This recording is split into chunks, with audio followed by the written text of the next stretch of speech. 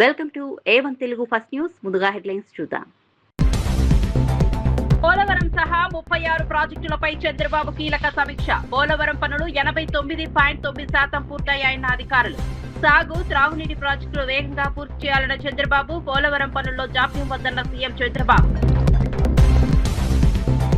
కాంగ్రెస్ లోనే కొనసాగుతా స్పష్టం చేసిన కోమటిరెడ్డి రాజగోపాల్ రెడ్డి. బయటి నేతల ఆధిపత్యంతో కార్యకర్తలకు అన్యాయం వద్దన్న రాజగోపాల్ రెడ్డి.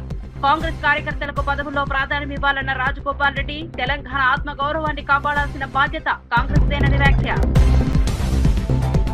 అక్టోబర్ నాటికి మున్సిపల్ ఎన్నికలు పూర్తి చేస్తామన్న నారాయణ. అన్ని మున్సిపాలిటీలు ఒకేసారి ఎన్నికలు నిర్వహించేలా చర్యలు. కోర్టు కేసులు తేలితే మున్సిపల్ ఎన్నికలకు లైన్ క్లియర్. ఎన్నికల ప్రక్రియను వేగవంతం చేస్తున్నామన్న మంత్రి నారాయణ.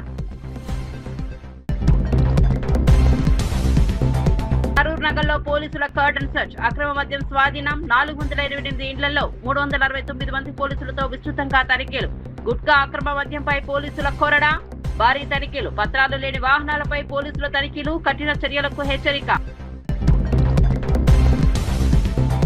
షుగర్ ఫ్యాక్టరీల మూసివేతపై చంద్రబాబు సర్కార్పై అమర్నాథ్ ఫైర్. 6 షుగర్ ఫ్యాక్టరీలను మూసివేసే కుట్ర జరుగుతోందన్న అమర్నాథ్. గోవాడ షుగర్ ఫ్యాక్టరీని బినామీలకు అప్పగిస్తారా అన్న అమర్నాథ్. రైతుల, కార్మికుల ప్రయోజనాలకు వ్యతిరేకంగా నిర్ణయాలు వద్దన్న అమర్నాథ్. అమరావతిలో ముఖ్యమంత్రి చంద్రబాబు నాయుడు పోలవరం, వెలిగొండ ప్రాజెక్టుల పనుల పురోగతితో పాటు రాష్ట్రంలోని వివిధ సాగునీటి అంశాలపై సమీక్ష నిర్వహించారు.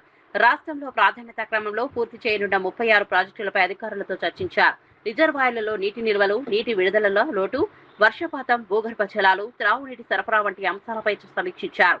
జలధార, జలహారతి కార్యక్రమాల అమలుపై కూడా అధికారులకు ముఖ్యమంత్రి దిశానిర్దేశం చేశారు. పోలవరం ప్రాజెక్టులో ఇప్పటి వరకు 89.9% మేర సివిల్ పనులు పూర్తయ్యాయని అధికారులు ముఖ్యమంత్రికి వివరించారు. పోలవరం ఎడమ కాలువ పనులు యుద్ధ ప్రాతిపదికన కొనసాగుతున్నాయని తెలిపారు.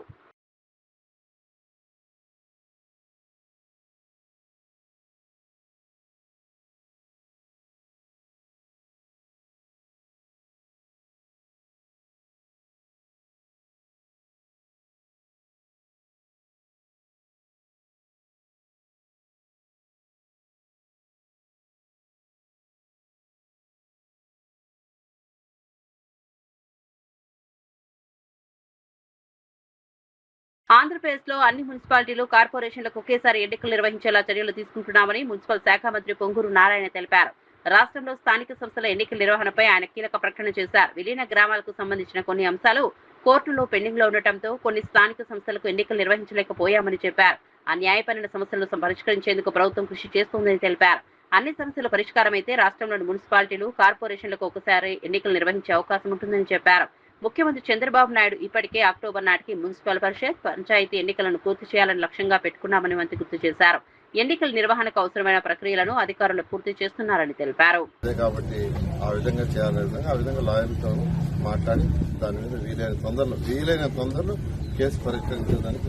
చందానగర్ లో Malabar gold and diamond showroom లో ఆర్టిస్ట్రీ బ్రాండెడ్ జ్యువెలరీ షో ప్రారంభమైంది. ప్రత్యేక కళా నైపుణ్యంతో రూపొందించిన బంగారు, వజ్ర, జాతి రత్నాభరణాలను ఈ ప్రదర్శనలో అందుబాటులో ఉంచారు. ప్రతి ఆభరణంలో కళాత్మకత, ఆధునిక డిజైన్, సంప్రదాయ నైపుణ్యాన్ని ప్రతిబింబించేలా ప్రత్యేక కలెక్షన్లను ఏర్పాటు చేశారు. సీరియల్ నటి శోభా శెట్టి ముఖ్య అతిథిగా హాజరై ప్రదర్శనను ప్రారంభించారు. వినియోగదారులు, శ్రేయోభిలాషులు, మలబార్ గోల్డ్ అండ్ ప్రతినిధులు ఈ కార్యక్రమంలో పాల్గొన్నారు. మలబార్ గోల్డ్ కు చెందిన మైండ్ బ్రాండ్ లో ధృవీకరించిన వజ్రాభరణాలను ప్రదర్శిస్తున్నారు. వివాహాలు, పార్టీలు, ప్రత్యేక సందర్భాల కోసం ఎరా బ్రాండ్ లో వజ్రాలతో కూడిన వివిధ డిజైన్లను అందుబాటులో ఉంచారు. ప్రిఫర్డ్ బ్రాండ్ లో జాతి రత్నాభరణాలు, ఎలిత్ బ్రాండ్ లో హస్తకళా నైపుణ్యంతో రూపొందించిన ఆభరణాలు ప్రత్యేక ఆకర్షణగా నిలిచాయి. ఇక్కడికి అండ్ ఏం లాంచ్ చేసాం, ఆర్టిస్టరీ షో. సో ఈరోజు నేను ఇక్కడికి వచ్చి ఆర్టిస్టరీ షోని ఇనాగ్రేట్ చేయడం అంటే నాకు చాలా హ్యాపీగా అనిపించింది. Thank you so much for this beautiful opportunity. And of course A collection చూడాలి తెలియట్లేదు. ముందుగా మీతో మాట్లాడిన తర్వాత వెళ్ళి అన్ని కలెక్షన్స్ అయితే నేను పర్సనల్గా ఎక్స్పీరియన్స్ చేయాలని అనుకుంటున్నాను. సో మీరేం చెప్తారు? Thank you very much for coming and it's a very great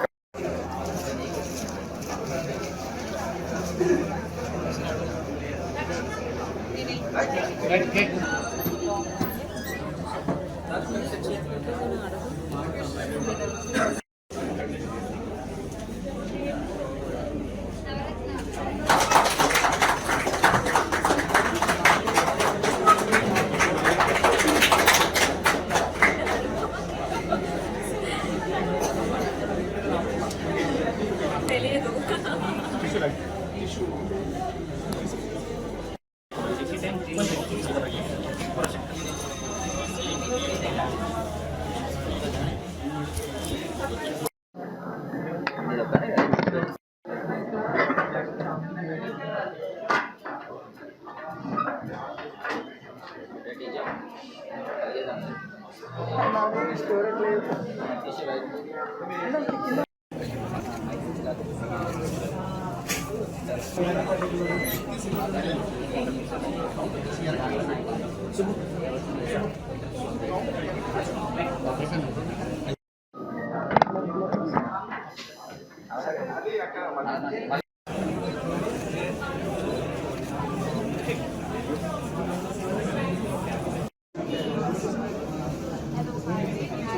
madam madam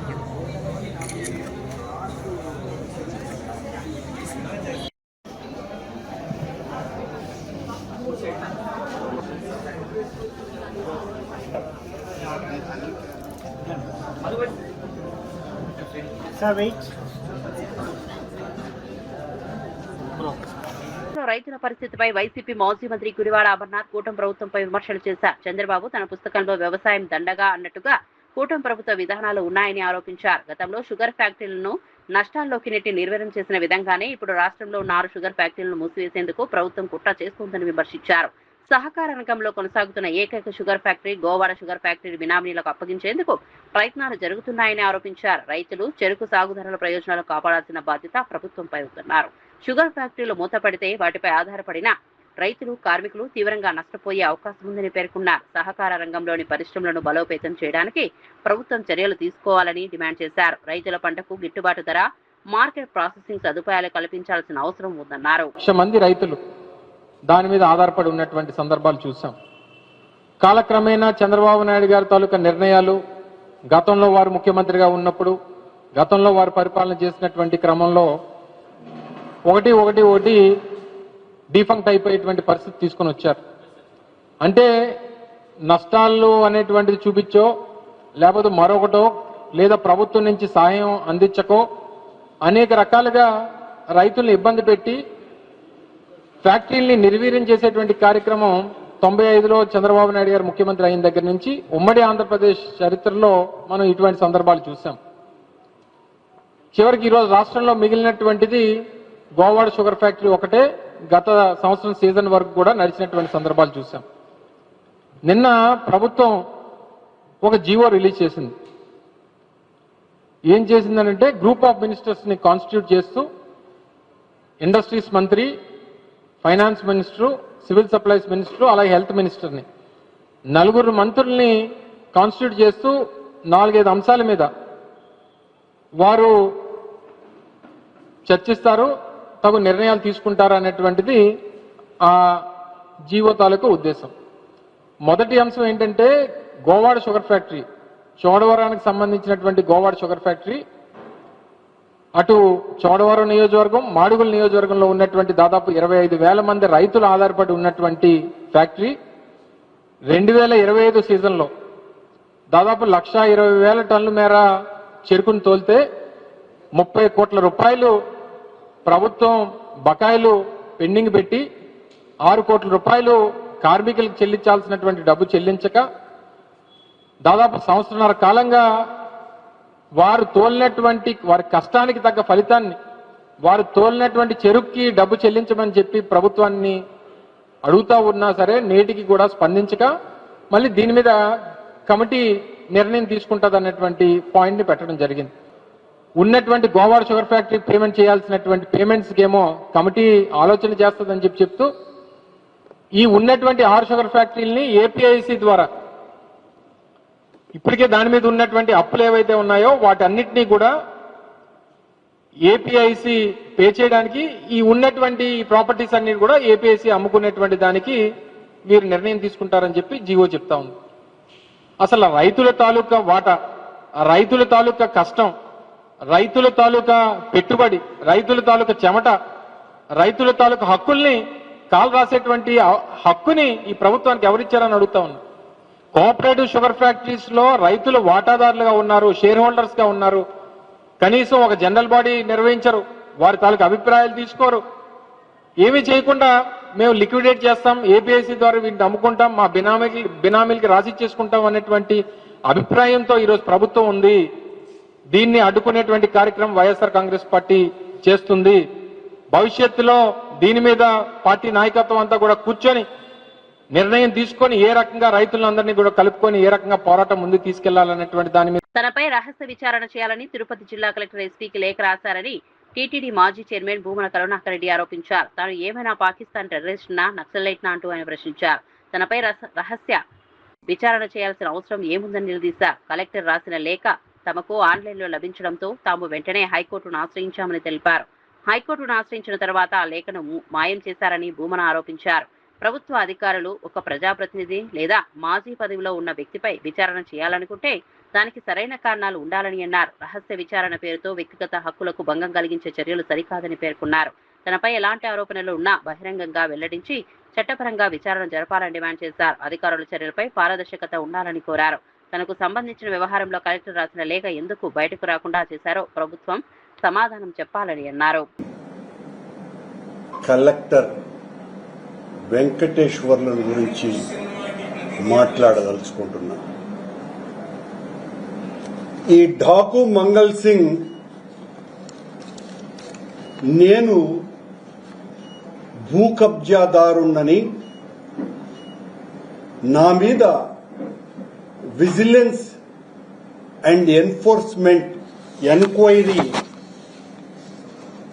వేయించి నా మీద క్రిమినల్ కేసు బనాయించమని ఎస్పీకి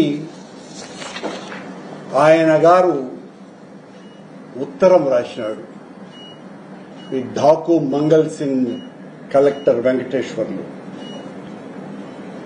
గత నెల 22వ తారీఖున ఈ ఉత్తరం రాసినప్పుడు నా మీద vigilance and enforcement officials has conducted a discrete enquiry అంటే ఓ రహస్య విచారణ.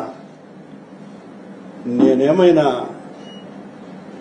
పాకిస్తానీ టెర్రరిస్టునా, నక్సలైట్నా? నా మీద డిస్క్రీట్ ఎంక్వైరీ రిపోర్ట్ వచ్చిందట. దీంతో పాటు అదే ఉత్తరంలోనే ఎస్పీకి రాసినటువంటి ఉత్తరంలో అలిగేషన్ నంబర్ 3లో Bhumana Karunakar Reddy and his goons criminally trespassed to the approved layout, uprooted mango and teak plantations with machinery and exerted his power to occupy the plots in approved layout to form a new road in plots to reach his personal mango gardens. దీని మీద case book చేయమని చెప్పి ఈ ఢాకు ఎస్పీకి రాసినాడు. దీని మీద 12వ తారీఖున అంటే మొన్న తిరుచానూరు పోలీస్ స్టేషన్లో కలెక్టర్ కంప్లైనెంట్ గా ఒక కేసు రిజిస్టర్ అయింది. కంప్లైంట్ చేసిన వ్యక్తి ఎవర్రా అంటే ఈ జిల్లా కలెక్టర్.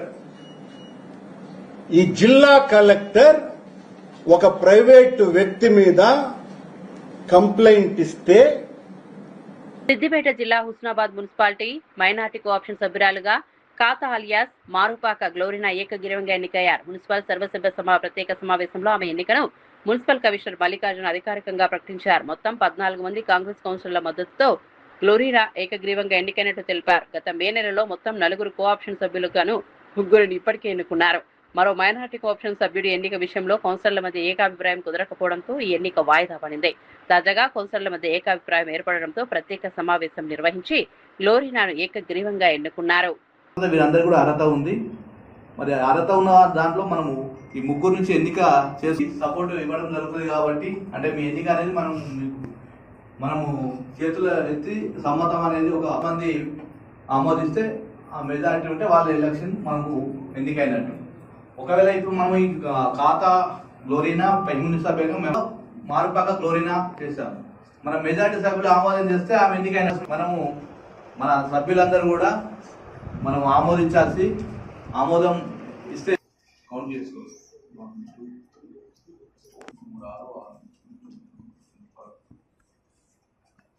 ఆప్షన్స్ ఆఫ్ చూద్దాం దయచేసి. 1 2 3 4 5 6 7 8 9 10 11 14 మంది ఆమోదం తెలపడం జరిగింది. థ్యాంక్ యూ, ధన్యవాదాలు. సో మరి ఈ ఎన్నికను ఇప్పుడు సంబంధించి మహిళా విభాగం నుంచి మరి కోఆప్షన్ సభ్యులుగా ఎన్నిక కావడం జరిగింది.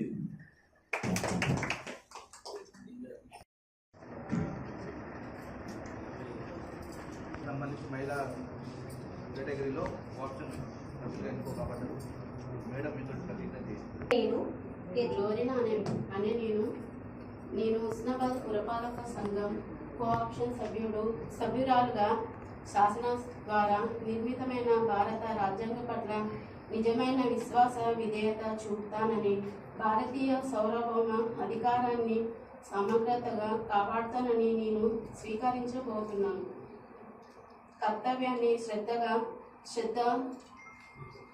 శ్రద్ధశక్తులతో నిర్మిస్తానని దైవ సాక్షిగా నా ఆత్మాన్వేష సాక్షిగా ప్రమాణం చేస్తున్నాను.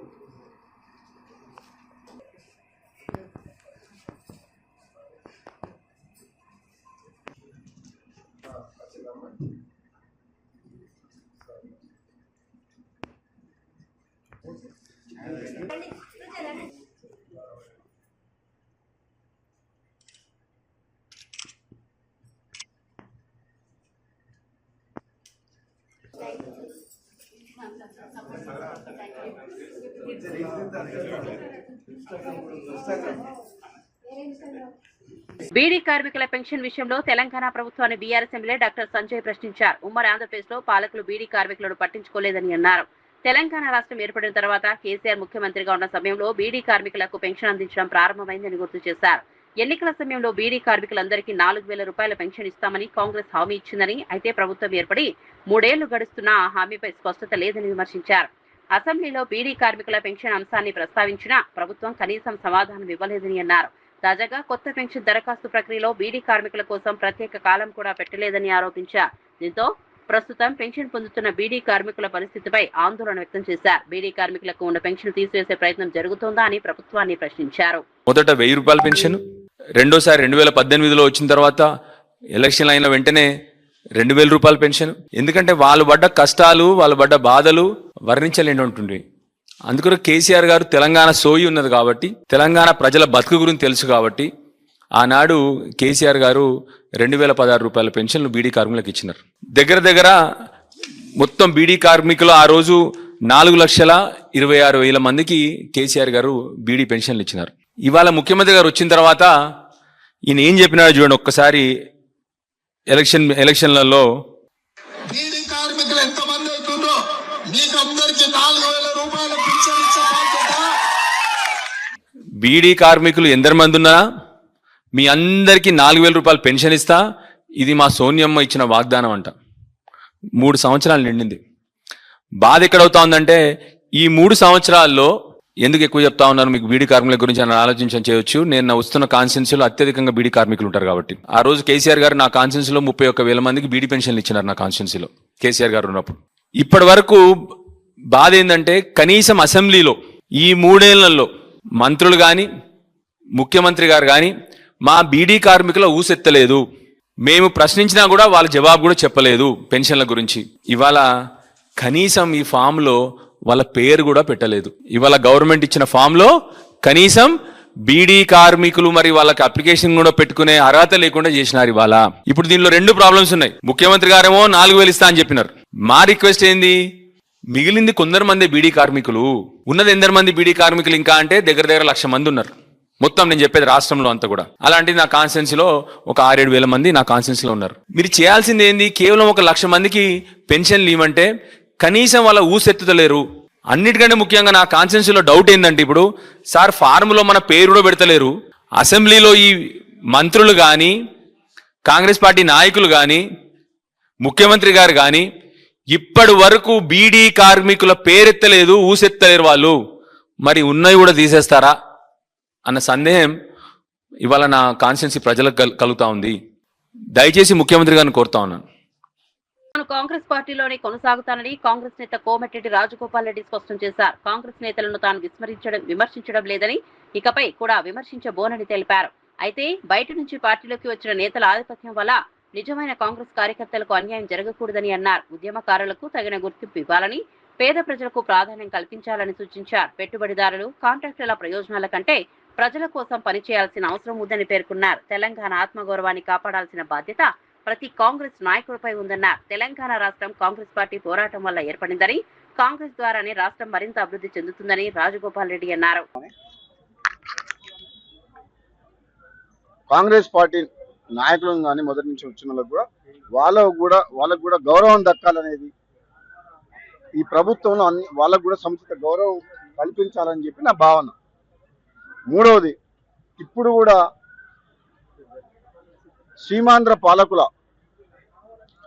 సీమాంధ్ర మీడియా చెప్పు చేతల్లో మన తెలంగాణ కాంగ్రెస్ పార్టీ కానీ గవర్నమెంట్ కానీ నడపొద్దని, మన తెలంగాణ ఉద్యమం నడిచిందే తెలంగాణ ప్రజల ఆత్మగౌరవం కోసం. సో అదే ఆత్మగౌరవాన్ని నిలుపుకునేలా మన ప్రజాపాలన చేసుకోవాలని, ఆంధ్ర పాలకులకు వాళ్ళ చెప్పు చేతుల్లో మన ప్రభుత్వం ఉండకుండా పేదరికంలో ఉన్న మన ప్రజలకు మనకు సేవ చేయాలి తప్పితే వాళ్ళ పెట్టుబడిదారులకు, కాంట్రాక్టర్ల కోసం ఈ ప్రభుత్వం పనిచేయొద్దు అనేది నా భావన. అంటే ఒక మంచి ఉద్దేశంతో కాంగ్రెస్ పార్టీ ఎక్కడ ప్రజలలో బలహీన పడుతుందన్న ఉద్దేశంతో ఒక కాంగ్రెస్ పార్టీ సైనికుడిగా ఎంతో మందికి అన్యాయం జరుగుతుందన్న భావన ఉన్నది కాబట్టి వాళ్ళందరికీ ధైర్యం చెప్తూ తప్పకుండా కాంగ్రెస్ పార్టీ కార్యకర్తలకు న్యాయం జరుగుతుంది. ఇప్పుడు కొంచెం అటు ఇటుగా ఉన్న ఎక్కడికైనా తప్పులు జరిగినా కానీ జరగొద్దని నేను మాట్లాడినాను. కాంగ్రెస్ పార్టీ ద్వారానే తెలంగాణ వచ్చింది, కాంగ్రెస్ పార్టీ ద్వారానే తెలంగాణలో పేదలకు న్యాయం జరుగుతుంది, కాంగ్రెస్ పార్టీ ద్వారానే తెలంగాణ రాష్ట్రం అభివృద్ధి చెందుతుంది. ఇవన్నీ కూడా పలు ప్రాంతాల్లో భారత సైన్యం పెట్రోలింగ్ చేయకుండా చైనా అడ్డుకుంటోందని లోక్సభ ప్రతిపక్ష నేత రాహుల్ గాంధీ ఆరోపించారు. ఈ పరిణామం చాలా ఆందోళనకరమైనదని ఆయన వ్యాఖ్యానించారు. అంతకంటే ఆందోళన కలిగించే విషయం కేంద్ర ప్రభుత్వం నుంచి ఎలాంటి స్పందన లేకపోవడమేనని అన్నారు. రక్షణ మంత్రి రాజ్నాథ్ సింగ్, కేంద్ర హోంమంత్రి అమిత్ షా, ప్రధాని నరేంద్ర మోదీ ఈ అంశంపై స్పష్టమైన సమాధానం ఇవ్వాలని రాహుల్ గాంధీ డిమాండ్ చేశారు. చైనాను అడ్డుకోవాల్సిన ప్రభుత్వం భారత్లను అడ్డుకునేందుకు మీడియాపై ఒత్తిడి తెస్తోందని ఆరోపించారు. గల్వాన్ ఘటన తర్వాత చైనా భారత భూభాగంలో ఒక్క అంగుళం కూడా తీసుకోలేదని ప్రధాని నరేంద్ర మోదీ గతంలో చేసిన వ్యాఖ్యలను రాహుల్ గుర్తు చేశారు. దేశ భద్రతకు సంబంధించిన అంశాల్లో ప్రజలకు వాస్తవాలను తెలియజేయాల్సిన అవసరం ఉందన్నారు. సరిహద్దుల్లో పరిస్థితిపై కేంద్ర ప్రభుత్వం పారదర్శకంగా స్పందించాలని కోరారు.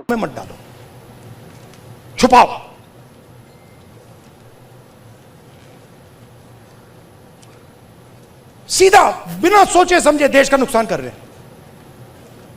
मैंने देखा, नहीं मैंने अपनी आंखों से देखा, गलवान के बाद प्रधानमंत्री आए, जूम कॉल थी, प्रधानमंत्री कहते हैं हिंदुस्तान की जमीन का 1 इंच चाइना ने नहीं लिया।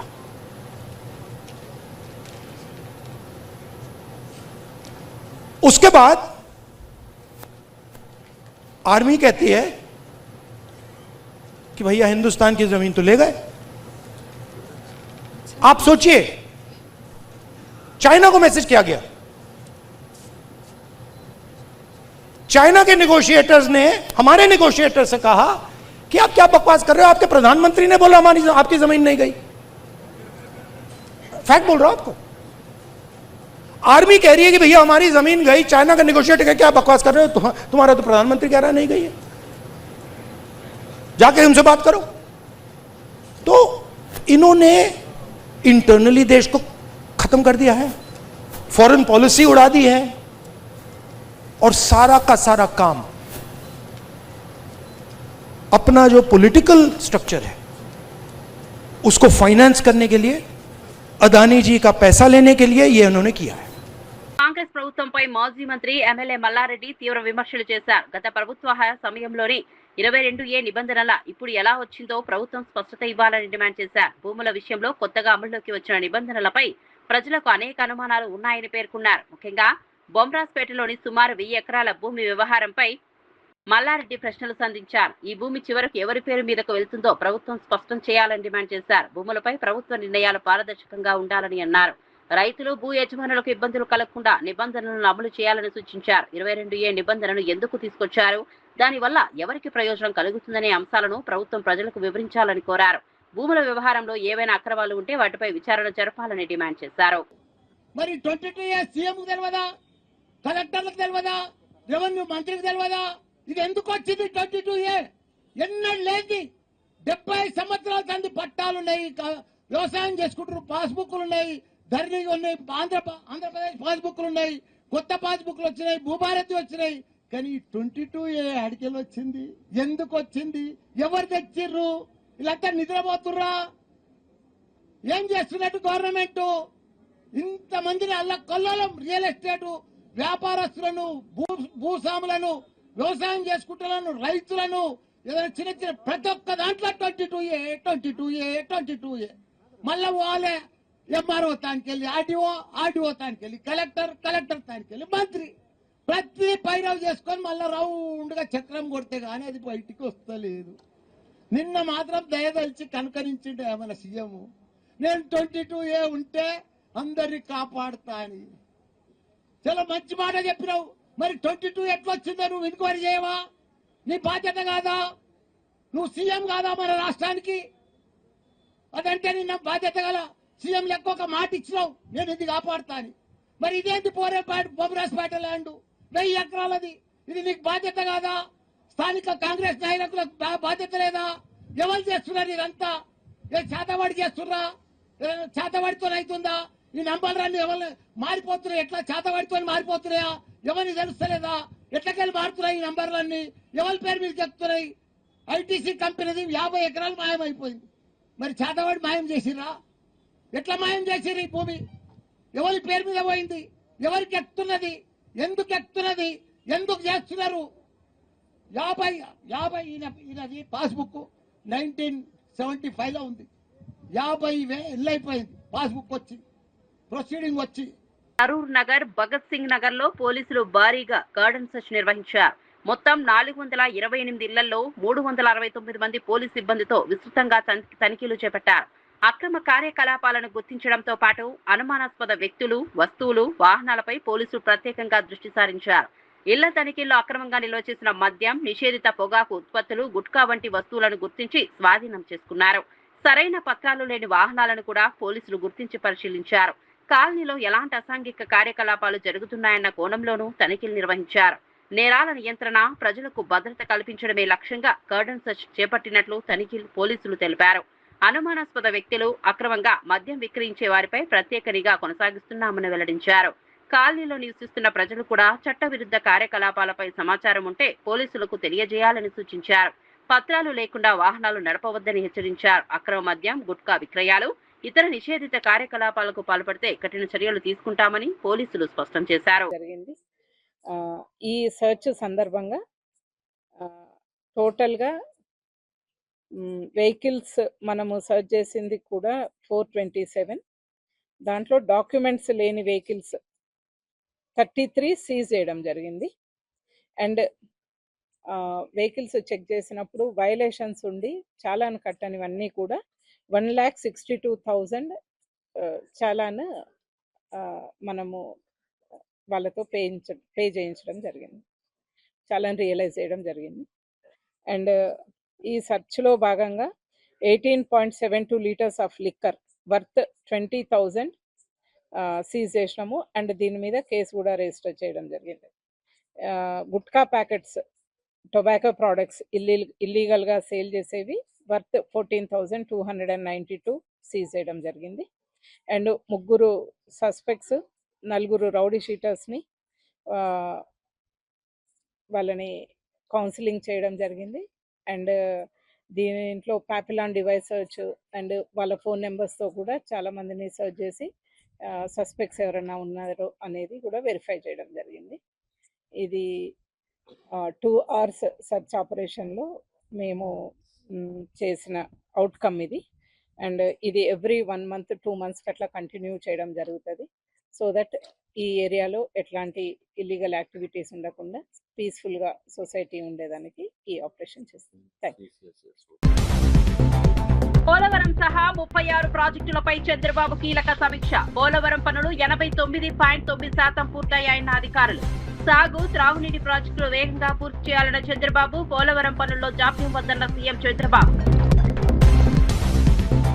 కాంగ్రెస్ లోనే కొనసాగుతా స్పష్టం చేసిన కోమటిరెడ్డి రాజగోపాల్ రెడ్డి. బయటి నేతల ఆధిపత్యంతో కార్యకర్తలకు అన్యాయం వద్దన్న రాజగోపాల్ రెడ్డి. కాంగ్రెస్ కార్యకర్తలకు పదవుల్లో ప్రాధాన్యం ఇవ్వాలన్న రాజగోపాల్ రెడ్డి. తెలంగాణ ఆత్మ గౌరవాన్ని కాపాడాల్సిన బాధ్యత కాంగ్రెస్ దేనని వ్యాఖ్య. అక్టోబర్ నాటికి మున్సిపల్ ఎన్నికలు పూర్తి చేస్తామన్న నారాయణ. అన్ని మున్సిపాలిటీలు ఒకేసారి ఎన్నికలు నిర్వహించేలా చర్యలు. కోర్టు కేసులు తేలితే మున్సిపల్ ఎన్నికలకు లైన్ క్లియర్. ఎన్నికల ప్రక్రియను వేగవంతం చేస్తున్నామన్న మంత్రి నారాయణ. కరూర్ నగర్లో పోలీసుల కర్డన్ సర్చ్. అక్రమ మద్యం స్వాధీనం. 428 ఇండ్లలో 369 మంది పోలీసులతో విస్తృతంగా తనిఖీలు. గుట్కా అక్రమ మద్యంపై పోలీసుల కొరడా. భారీ తనిఖీలు. పత్రాలు లేని వాహనాలపై పోలీసుల తనిఖీలు. కఠిన చర్యలకు హెచ్చరిక. షుగర్ ఫ్యాక్టరీల మూసివేతపై చంద్రబాబు సర్కార్పై అమర్నాథ్ ఫైర్. 6 షుగర్ ఫ్యాక్టరీలను మూసివేసే కుట్ర జరుగుతోందన్న అమర్నాథ్. గోవాడ షుగర్ ఫ్యాక్టరీని బినామీలకు అప్పగిస్తారా అన్న అమర్నాథ్. రైతుల, కార్మికుల ప్రయోజనాలకు వ్యతిరేకంగా నిర్ణయాలు వద్దన్న అమర్నాథ్.